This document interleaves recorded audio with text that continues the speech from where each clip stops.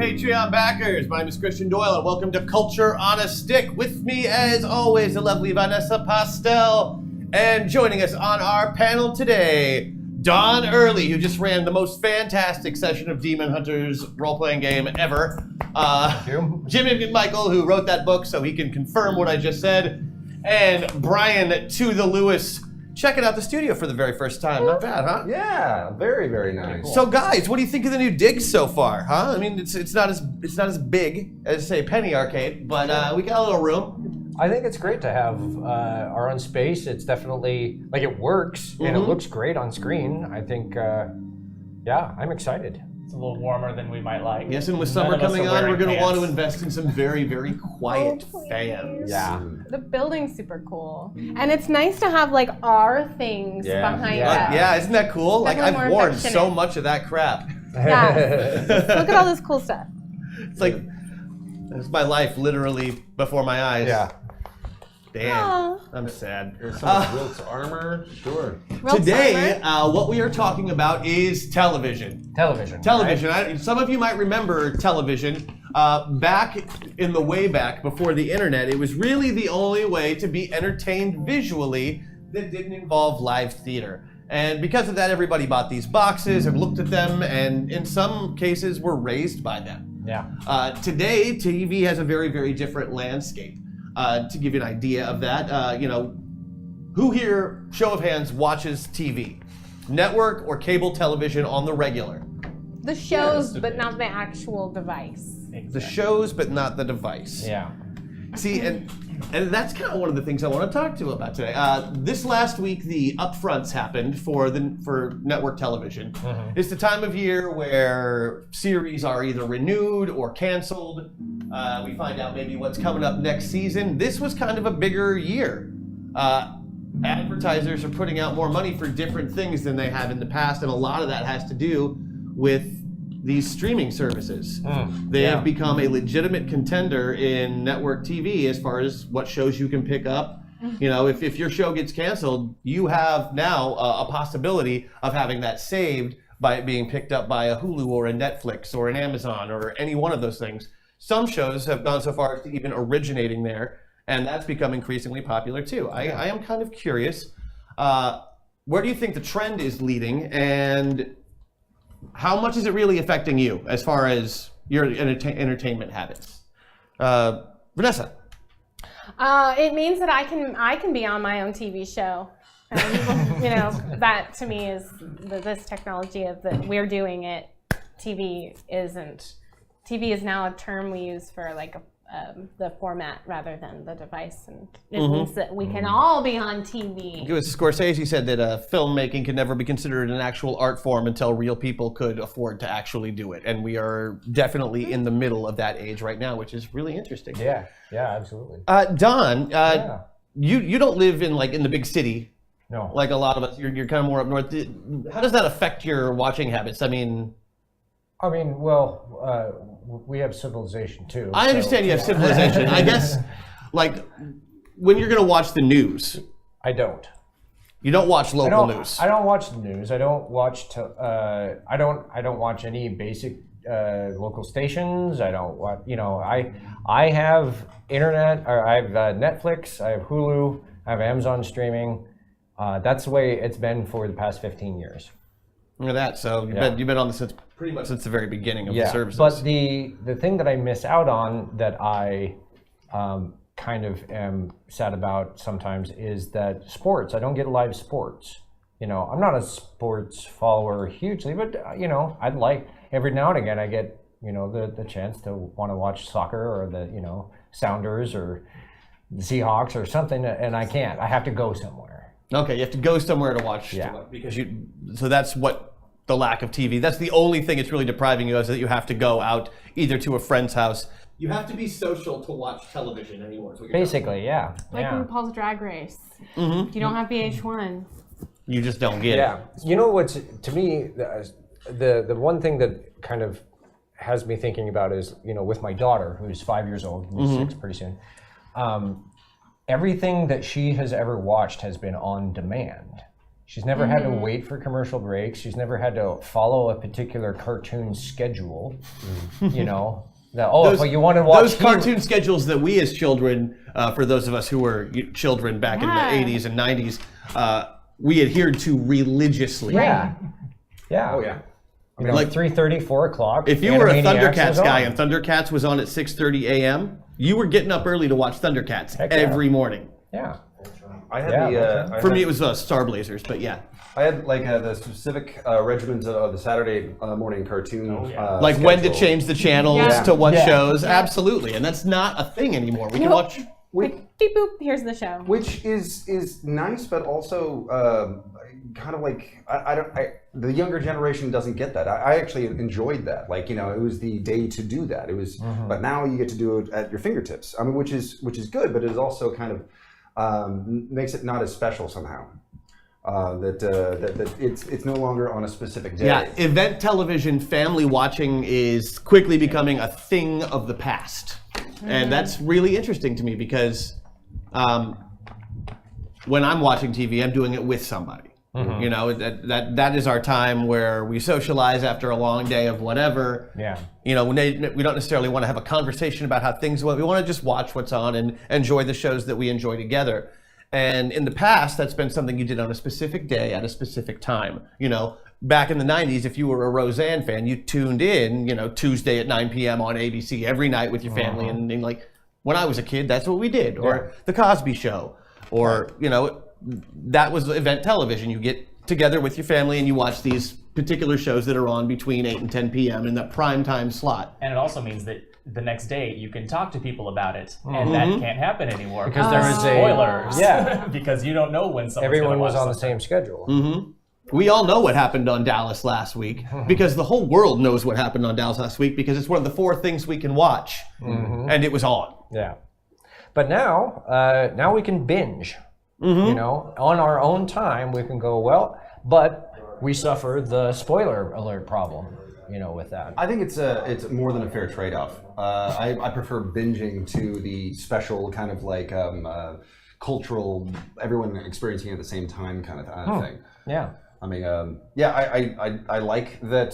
That was sort of a thing to watch at a certain time, and you can experience it, and you can talk with other people the next day. But I think binging is, I'd take binging any day. I think we're also in sort of a weird place where we're still adhering to the strictures of the television format. So, like, a season is 10 or 13 or 22 episodes, and some shows, like especially I'm thinking the Marvel shows on Netflix, would really benefit from not being that long. Because there's a lot of fluff in the middle of that you're like, well, then we needed to pad it out to 13 episodes. You didn't. But a lot of premium cable channels use a 10-episode format for their series. Right. I think you can make it whatever you want to make it, and in this new media environment, we can make the rules. Exactly. I think once you realize we can make it the length that the show needs to be, regardless of what that is. The British have been doing it for years, quite successfully. Exactly. They also know when to cancel things, which is fantastic. Speaking of cancellations, we've lost some shows here in the last just couple of weeks. Some big, we did. Things that are near and dear to our geeky little hearts have gone away. I'd like to hear from chat. See what some of your favorite things that are no longer going to be with us are going to be, and a little bit of feedback from the panel. I, for one, am crossing my fingers that The Expanse finds a new home. I know. Because that is bullshit. There, I said it. I said it, sci-fi. That's bullshit. Expanse is the one where it takes place mostly in the outer rim of planets, or It's a space show. It's a space. Yeah. It's a space show, but it's a good space show. Yeah. And I've been watching James A. Corey, their feed all week going, I know it sucks, but we got more in the works, but it's like, the show was good. The show was really good. I hope that somebody picks it up, because we do have that possibility now. The one show that did get canceled that isn't going to come back, that won't get saved, is Ash vs. Evil Dead. Not coming back under any circumstances. No. It's done, and done. Yeah. Any insight on why that happened? I mean, ratings weren't terrible, right? No. But Bruce Campbell pretty much said, if this show gets canceled, I'm done. Done with Ash. I'm retiring from Ash. Done. you know? Okay. So I think a lot of it was just like, here's 30 plus years of being this character. It had a good run.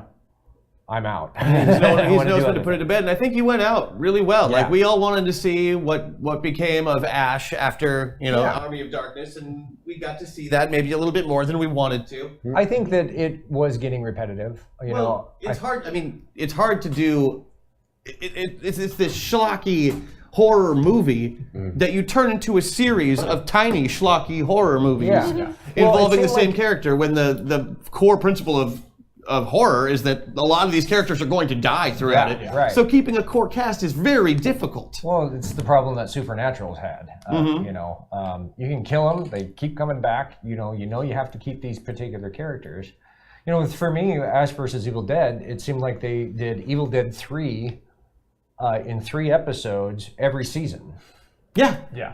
basically. You know, they did one where they went to the cabin, and did in season 2 they went back in time and went to the cabin. You know, you know, it's. Did that show overstay its welcome? I don't know. I think it topped out really well in the first season. It was good. It was a good. It was a show. great first season. Not knowing and perfect for not knowing if you're going to get picked up for that second one. Yeah. So yeah, I think it was lucky to have as long as it did.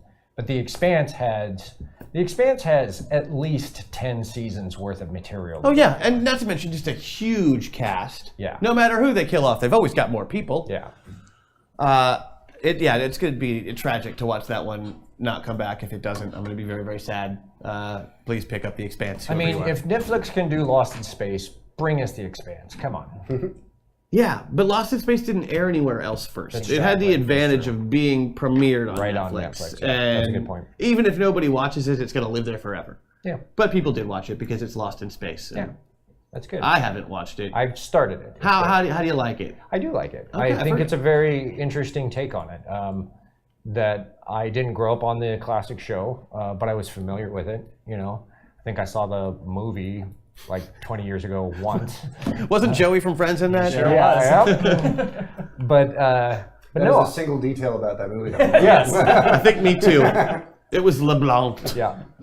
But it's a good show. I think I'm 3 episodes into it, and I don't know that I'm hooked, but I'm interested. Interested is all you really got to be to go back to something anymore, except we all have giant lists of shows that we're meaning to watch and never have. Like, you know, some of you, I'm sure, are still like, I'm going to watch Breaking Bad eventually. I totally did that. It was totally worth it. It was totally worth it. Like, I waited too, and I'm glad I did, because I wouldn't have been emotionally ready for it otherwise. I think I need to probably do that soon because I put off Sopranos too long, and now it's so dated I can't watch it. Yeah, no, you know. don't let that happen. Yeah. It's too good a show to let that happen to specifically. I'm excited because I don't really watch a lot of television anymore. Mostly I do reading and listening to books and stuff. But Right. things that I'm really excited about is Arrested Development is coming back for the 5th season. Yeah. And we just rewatched season 4, and they had this like cool kind of like. Did you have remix. trouble finding it? What's that? Season 4. I heard a rumor that season 4 was like almost impossible to find. Like The original Netflix. season 4 they hid. Yeah, they hid it. But Yeah. the recut version is up. Oh, It's their okay. Default now. Okay. Which is kind of interesting. I think that their take on the remix on the season 4 was a little bit more linear as far as like a timeline. Okay. Whereas the original cut of season 4 was based on specific characters in each episode. Oh, okay. So they with the thing they didn't like, or rather the fans didn't like about season 4 was it was a little bit of a departure from the other seasons because the other ones was more of a ensemble show, and season 4 was very centered on specific people. Right. And so for the remix, they kind of like blended in everybody again. Give a little bit more interaction between the characters, because that's really what makes the show great, is the chemistry. Yeah. What else did we lose? We just lost Lucifer. Who cared? Oh, I didn't have time to care. You know what? I watched the first 2 seasons of that show, and then when the 3rd season came out, I didn't even think about picking it up. Not that I wasn't interested, there was just so much other stuff I wanted to watch. And apparently it was a victim of that. Like, very few shows get canceled anymore just because the ratings are kind of low. This is one of those where, hey, just the ratings sucked, so we canceled it. yeah. Wow. People are sad. Yeah. people who liked that show. I got into it, and then I was like, oh, okay, no, it's just going to keep doing this, isn't it? It's another will they, won't they detective show. No, thanks. Is that true, Mark Thompson? That Bruce Campbell has watched The Gamers? Yeah. Yeah, that is true, actually. Interesting. We gave him a bag of candies. We researched what his favorite candies were and gave him a bag of candies with a DVD copy of The Gamers back in the day before there was like a World Wide Web. Huh. Yeah. And at a book signing, and then he came to another book signing, and we ran into him again, and he said, "Oh yeah, I watched that." Oh, neat. That, ladies and gentlemen, Actually is say if you liked it. the, You watched it. the take it. disembodied voice of Mark, our bandit king. Well, and to piggyback on that, we have Tom Sullivan, who I met at Origins. Tom Sullivan was the makeup effects artist on Evil Dead 1. And he sat in on watching Dead Camper Lake at Origins and thought it was hilarious. It was hilarious. And- it was also like 2.5 hours long Oh, originally, yeah. wasn't it? Yeah. But I've been in touch with Tom ever since, and he knows our stuff. He's a fan. Right on, man. It's good that we're getting some more stuff with the Demon Hunters universe out there. Surprisingly, this week, with those upfronts that happened, to me, what I thought was one of the more surprising things was WWE sold Monday Night Raw for 3 times what its price was when they did this last time. Okay? Does anybody have any ideas on why that happened? I don't know what that means. Okay, so when the network picks back up the show, they value a show at a certain amount. Okay. Right? And that's what their projections are based on. Got it. WWE's Raw, just Raw, not SmackDown, got valued at over 3 times what it was in the past. It's a 3-hour-long show that only airs on Monday nights. Why is that worth so much more than it was last year? Has it become a lot more popular? Wrestling in general is probably on the upswing on a popularity scale, but not any more so than it has been in the past. I am clueless. Tell us. Sports, and more sports. Advertising time for these sporting events. These are the only things that people watch I together was gonna anymore say, on like Tom was television. saying, Yeah. you have to watch it live. Right. You have to watch it live. You have to watch TV to do it, basically. Even if you're watching Hulu and you're picking up the rebroadcast, you're not going to catch all of it because they're only showing you an hour and a half of the 3-hour show. Yeah. So if you want to catch it live, you got to watch the show live, and it's all advertising, and that is just money, money, money. That's a good point. NBC opted not to pick up their secondary show, SmackDown, which airs on Tuesdays, which is giving them the opportunity to shop that around to places like Netflix and Hulu, and Fox, who are all very, very interested in the product. I think we're going to see more instances of new sporting event shows on network television and cable television over the next 5-6 years, because that's where their advertising money is probably the most well used in network television. Yeah. Probably, moving those advertising resources to, I would assume, the streaming services that they're paying for these 15-second commercials on that you can skip past after a while. Yeah. Rob McClendon just said, but WWE is theater, not sports. And that, while that might be true, it's still treated as sports. Yeah, Vegas puts betting odds on it, and therefore it's a sport in that sense. Yes, it is scripted. Yes, it is, storyline based and performance based. But the fact that they can package it as a sport and play it live is probably why it is worth so much more now than it was this time last year. It's also pretty impressive. Yeah. It's very impressive.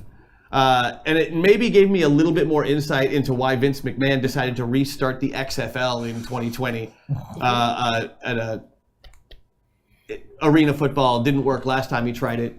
I'm hoping it goes well for him, but he seems to have his finger on the pulse of money. I suppose. Imagine that. That's why he's a billionaire and we are in a sweaty apartment. America is clamoring for a football group that will not kneel during the national anthem.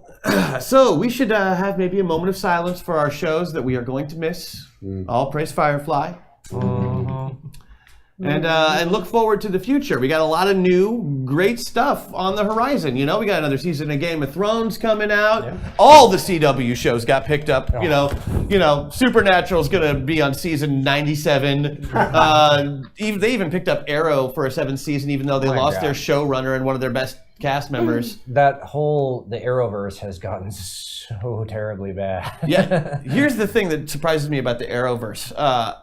When I first started watching it, was like, okay, I'll watch Arrow because it's serious. Yeah. And I'll watch Flash because it's fun. And this Legends of Tomorrow thing, I'll watch if I have time during the week. And now it's exactly the opposite of that. Yeah. Legends of Tomorrow is amazing. I watch, I rewatch every episode of that show. I'm addicted to how ridiculous and self-aware that show is of its own ridiculousness. That's funny. I've not given it enough shot. I First only season watch is Flash anymore garbage. because it occasionally crosses over. Yeah. The Flash, I really enjoy. I can watch The Flash with my daughter, so we enjoy that. I did hear that Batwoman Yes. is coming to the CW. Arrowverse next season. Yeah. Not been cast yet. Is that correct? No. Yeah. I want to see what they do. Yeah. I'm really excited. Although Pennyworth origin season or origin show, pretty lukewarm on. Yeah. Don't care. Do you know if they're going to be doing that on like on a Fox affiliate, or if they're going to be doing that on the new DC Universe I don't know. subscription service I they're haven't heard doing? about it being part of DC Universe. I think it's a network. Yeah, that DC streaming network that they're doing has got a whole bunch of new shows preparing. They're bringing back Young Justice, which is like my all-time favorite superhero cartoon. That's cool. They're doing a live-action Teen Titans show. Oh, I did They're hear doing a about Swamp Swamp. Thing Yeah. show.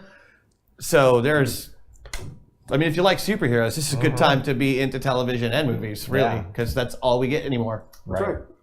The last 10 years. Hey, but we asked for it. Yeah, Like- I don't have a problem with it. No, I mean, I begged for this when I was a kid, and now it's happening, and I'm like, oh, guys, sorry. Yeah. You know? it's interesting how Legion. Legion, Coming? man, Oh, love that show. I love that show most of the time. Yeah. And then I'm like, how dare you try and make me feel stupid? That totally worked. Also, one of my favorite, I've always loved the X-Men, but more so for the ancillary characters than the main X-Men. Like, I'm a Jamie Madrox fan, and David Haller is way up on my list too. Yeah. It's Yeah, nice to see totally. him get some love, even if it's like the craziest damn thing on TV. Oh man. Yeah.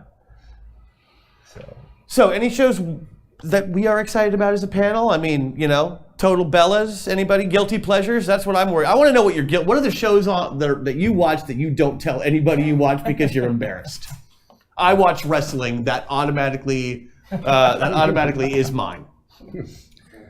I definitely have been guilty of watching a bunch of crappy shows that I love because of the drama. I like Yeah, that. no, you are. I wasn't gonna call you out Thank on you. it. It's me. It is. It's you. You are a lover. A pervasive lover of trash reality television. and Oh, others. wow. And others. But I haven't been watching much trash reality television. I've been watching a lot of something that I will proudly talk about, which I already referenced, which is RuPaul's Drag Race. I'm really into You don't it consider because that my reality friend- television? Oh, I'm not calling it trashy. Oh. I'm calling it fun and awesome reality television. And my college friend, Ms. Cracker, is currently on the show. Oh, that's so it's awesome. extra. He was my very special friend. So, Cool. so Ms. Cracker, Team Ms. Cracker. But Adventure Time is ending. Does anyone watch I've- Adventure Time? I've It might heard be that already done. The episodes might have already come out. It might have. I don't watch first runs of it, so because of Netflix and Hulu. And we just found out a big detail on Steven Universe that I, of course, will not say, but it's huge. Yeah, big. I heard there was a big spoiler. Like they just kind of upended the entire world somehow. We just learned a lot about a subject that we didn't know. We didn't know what happened. Now we yeah, but know. like no Thanos-y spoilers. So Yeah. I just recently started watching Steven Universe with my daughter, and I was surprised Yes. how really funny and interesting it is. it's wonderful. It's amazing. It's Yeah. amazing. I watch it with my daughter too. I don't. She lives somewhere else. But yeah, it's one of those shows that, again, in this kind of streaming culture, you also have those kinds of shows that you have to watch with a specific person. You can't watch it by yourself. You have to watch it with another You have person. to wait There for you the go. person. You know, Totally. and that's one show that my daughter and I have now is Steven Universe. I mean, she has plenty of other things that she can watch, but she, watches those other things and saves that show for us. Cute. So my guilty pleasure was Altered Carbon. Oh, how is that a guilty pleasure? That show is amazing. Well, it's so beautiful. It is. It looks so beautiful. It's pretty rough, but it's cinema quality. it is. It was. Visually I was gorgeous. fascinated. It's a tough show, but it's great. I Cyberpunk enjoyed it. stories are very, very dark and usually not very good. And this fits both of those really well and makes it very actiony and as beautiful as you can make cyberpunk. Yeah, no, You know? I was into it the whole time. I also really I binged Van Helsing, sort of post-apocalyptic. A girl she wakes up from.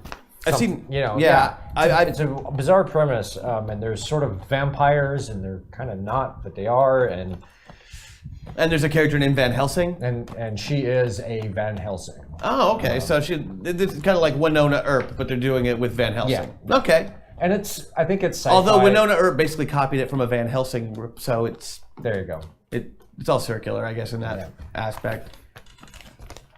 I don't have a guilty pleasure anymore, but at one time I used to watch Dog the Bounty Hunter all the time. Man, Yes, I remember swamp that. people. Really likes that show and how The awful it Alaska was. people, There's a new show with Bill Goldberg is the host of it, and it's like I don't know if it's like called Chopping Block or it's something, but Knife or Death. It's called Knife or Death, and they put people in like this American Ninja style obstacle course where they have to cut through progressively harder and harder stuff to cut through with whatever kind of knife they brought with them. And primarily, all of the contestants on this show are either knife makers, martial artists, or people who work in knife sports, which collectively is like the single most uncharismatic group of people you have ever seen in your life. It is, I can't turn my eyes away from it. I'm like, wow, these people can barely hold conversation, some of them. And Bill Goldberg, who is a former professional wrestler, is the host of this show. For what reason, I know not. It's like him and a guy who was on another History Channel show about knives, so it makes sense. Sure. Like martial arts, knows all sorts of stuff about carbon steel and all that. No. This guy and Goldberg basically do the color commentary of these very, very unattractive people running these courses. And I can't look away. And I know I'm watching it for the wrong reasons, and I feel bad about myself afterwards, but I can't stop watching it. Knife or Death. Knife or Death. Wow. Don't judge me. I mean, go ahead. It's guilty pleasures. I can handle the judgment. Sure. Woo. What's yours? I gotta know. Probably Tiny House Nation. I'll take it. I will take it.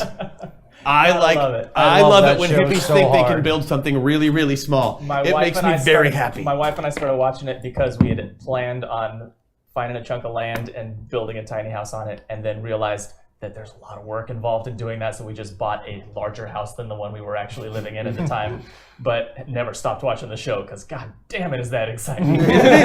Just like watching a rich white lady use a compost toilet for the first time. Absolutely worth it. But I am petty and small. And if you'd like to be petty and small, you can join us each week for Culture on a Stick. Vanessa Postel, Don Early, Jimmy McMichael, Brian Lewis. I was your host today, Christian Doyle. We'll see you next time. Thank you very much. Bye-bye. Bye.